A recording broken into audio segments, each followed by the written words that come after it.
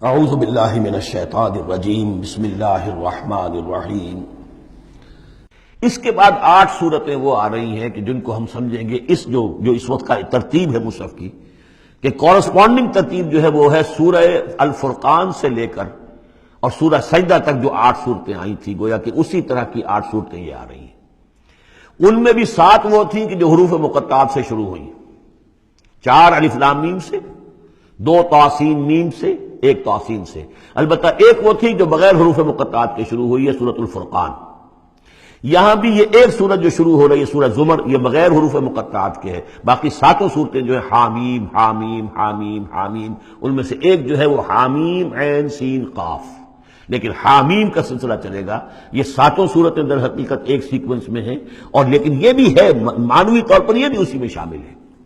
اور ان میں سے اب یہ سمجھ لیجئے کہ جو پہلی 4 صورتیں ہیں ان کا مرکزی مضمون ہے توحید عملی۔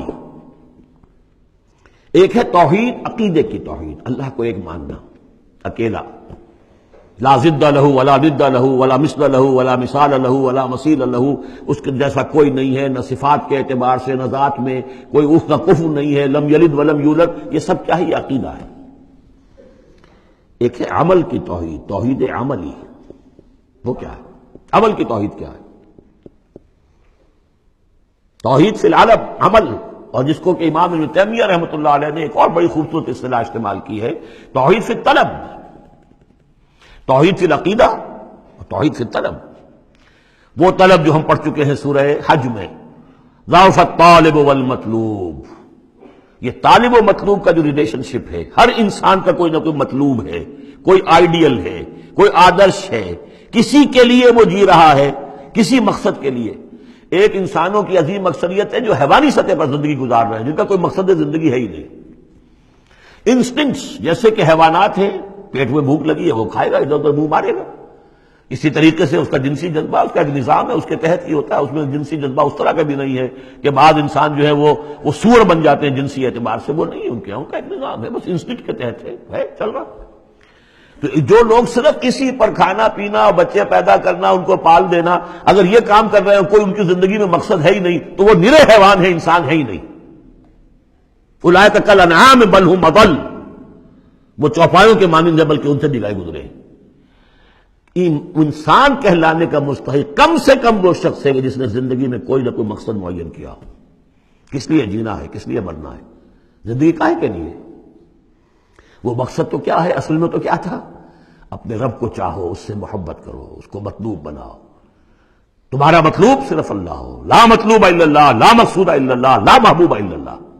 یہ تھا جس کے لیے تمہیں جینا تھا، اسی کے لیے تمہیں مرنا تھا۔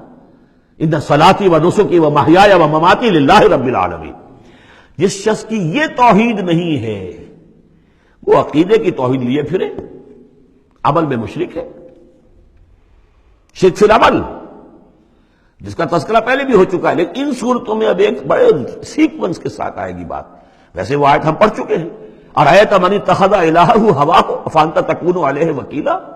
اے نبی، آپ نے اس شخص کو دیکھا جس نے اپنی خواہش نفس کو اپنا معبود بنا لیا، تو کیا آپ ایسے شخص کی ذمہ داری لیں گے؟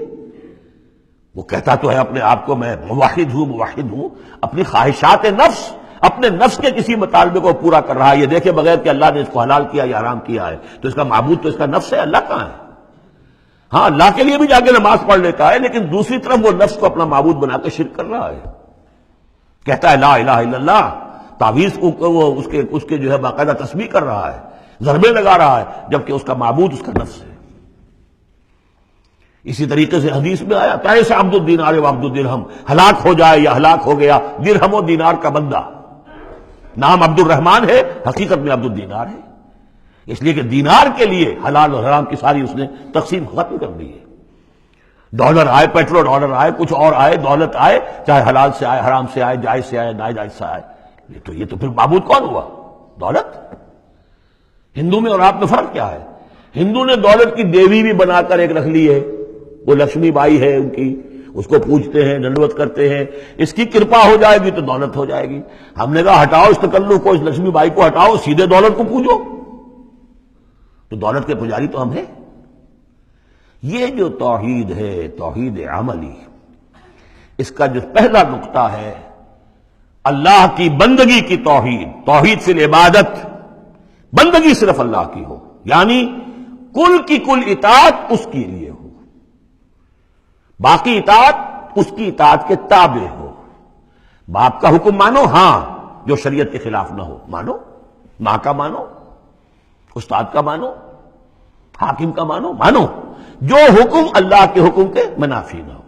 لا طاعت لمخلوق فی معصیت الخالق، مخلوق میں سے کسی کی اطاعت نہیں ہوگی جس سے کہ خالق کی معصیت لازم آ رہی ہو۔ اگر یہ نہیں ہے اور مخلوق میں سے کسی کی بھی اطاعت آپ نے قبول کر لی ہے جس میں کہ خالق کی معصیت آ رہی ہے، تو یہ شرک ہے، چاہے وہ مخلوق آپ کا اپنا نفس ہو، چاہے وہ کوئی حکام ہو، چاہے وہ کوئی اور ادارہ ہو، کوئی بھی ہو، وہ سب طاغوت ہیں۔ تو پہلی یہ سورہ زمر ہے، اس میں آپ دیکھیں گے کس تکرار کے ساتھ بات آ رہی ہے، اللہ کی بندگی، لیکن اس کے لیے اپنی اطاعت کو خالص کرتے ہوئے بندگی۔ چند آیتیں اس کی ہم پڑھ لیتے ہیں، ویسے یہ کہ وقت بہت کم ہے۔ بسم اللہ الرحمن الرحیم، تنزیل الکتاب من اللہ العزیز الحکیم۔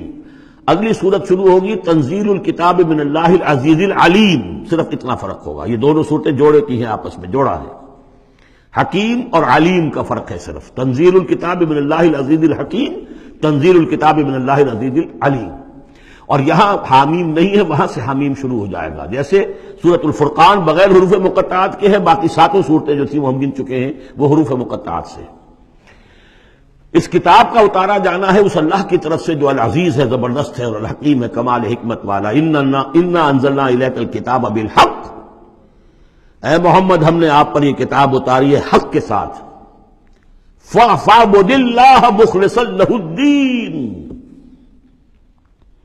بس بندگی کرو اللہ کی، اس کے لیے اپنی اطاعت کو خالص کرتے ہو۔ بندگی ہو رہی ہے، نمازیں پڑھی جا رہی ہیں، عمرے ہو رہے ہیں، حج ہو رہے ہیں، یہ ہو رہا ہے، وہ ہو رہا ہے، اور طاغوت کی اطاعت بھی ہو رہی ہے، حرام خوری بھی ہو رہی ہے، جو کچھ سارا کچھ چل رہا ہے ہماری زندگیوں کے اندر، سودی لین دین بھی ہو رہا ہے، وہ سب کیا ہے؟ یہ تو خالص بندگی تو نہ ہوئی اللہ کی، یہ تو بڑی پالیوٹڈ ہے، اس کے اندر تو بڑی بڑی گندگیاں شامل ہیں۔ فاعبد اللہ مخلصا لہ الدین، اس کے لیے اپنی اطاعت کو خالص کرتے ہو۔ الا للہ الدین الخالص، آگاہ ہو جاؤ، اللہ کے ہاں قبول ہے صرف وہ اطاعت جو خالص ہو۔ کچھ آدھی اللہ کی آدھی کسی اور کی، دفع کرو، وہ آدھی یہ بھی اسی کو دے دو۔ اللہ بہت غیور ہے، وہ قبول نہیں کرتا۔ میرا بننا ہے تو پورے میرے بنو، یا ایھا الذین آمنوا ادخلوا فی السلم کافہ، اسلام میں داخل ہونا پورے کے پورے آنا پڑے گا۔ اور اگر تم نے یہ کیا، افتؤمنون ببعض الکتاب وتکفرون ببعض، ہماری کتاب کے ایک حصوں کو مانا، ہماری شریعت کے بعض احکام کو مانا اور بعض کو ٹھکرا دیا، پاؤں تلے رون دیا۔ فما جزاء من يفعل ذلك منكم الا خزي في الحیاۃ الدنیا ویوم القیامۃ یردون الی اشد العذاب۔ تو جو لوگ یہ طرز عمل اختیار کریں گے ان کی سزا اس کے سوا کچھ نہیں کہ دنیا کی زندگی میں ذلیل و خوار کر دیے جائیں اور قیامت کے دن شدید ترین عذاب میں جھونک دیے جائیں۔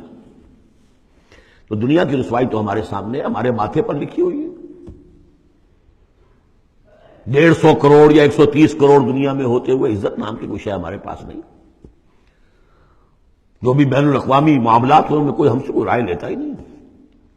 الا للہ الدین الخالص، آگاہ ہو جاؤ کہ اللہ کے ہاں مقبول اگر ہوگا تو دین خالص۔ والذین اتخذوا من دونہ اولیاء، اور وہ لوگ جنہوں نے اللہ کے سوا کچھ اور کو اولیاء بنایا ہوا ہے، ما نعبدهم الا لیقربونا الی اللہ زلفی، اور کہتے ہیں ہم نہیں ان کو نہیں پوچھتے، ہم تو اصل میں اللہ ہی کو پوچھتے ہیں، ان کو صرف اس لیے پوچھتے ہیں کہ یہ ہمیں اللہ سے قریب کر دیں گے، یہ ہمارے یہ وسیلے ہیں، ان کے ذریعے سے ہم اللہ کے قریب ہو جائیں گے، اس لیے پوچھتے ہیں۔ ان اللہ یحکم بینہم فیما ہم فیہ یختلفون، یقیناً اللہ تعالیٰ فیصلہ کر دے گا ان کے مابین ان تمام چیزوں میں جن میں یہ اختلاف کر رہے ہیں۔ ان اللہ لا یہدی من ہوا کاذب کفار، اللہ تعالیٰ ہرگز ہدایت نہیں دیتا ان کو جو جھوٹے ہوں اور ناشکرے ہوں، کفار۔ لو اراد اللہ ان یتخذ ولدا لاصطفى مما يخلق ما يشاء سبحانہ، اگر اللہ کا واقعی ارادہ ہوتا کہ وہ کسی کو اولاد بنائے تو ٹھیک ہے، اپنے جو مخلوق ہے ان میں سے جس کو چاہتا چن لیتا، لیکن اس کے ہاں اولاد کا تو تصور نہیں ہے، اس کی اولاد کوئی ہے ہی نہیں، ایک خالق ہے باقی سب مخلوق ہیں۔ تو فرشتے بھی مخلوق ہیں، تو اللہ کو ضرورت کیا پڑی ہے کسی کو اپنا بیٹا بنانے کی یا بیٹی بنانے کی؟ سبحانہ، وہ پاک ہے، هو اللہ الواحد القہار، وہ تو اللہ ہے، اکیلا ہے، قہار ہے، اور خود چھایا ہوا ہے کل کائنات کے اوپر، کل مخلوقات کے اوپر اس کی حکومت قائم ہے۔ صدق اللہ العظیم۔